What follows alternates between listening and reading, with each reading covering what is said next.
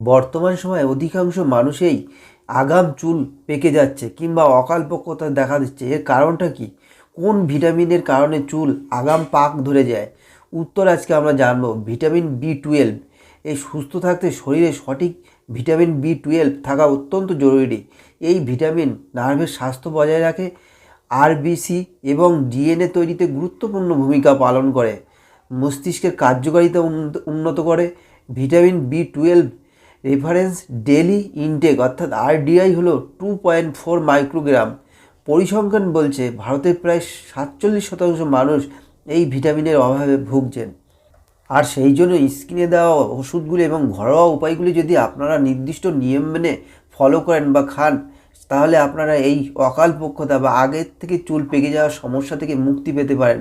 তবে সতর্কতা হিসেবে কখনোই অতিরিক্ত ওভারডোজ খাবেন না, পার্শ্ব প্রতিক্রিয়া হতে পারে।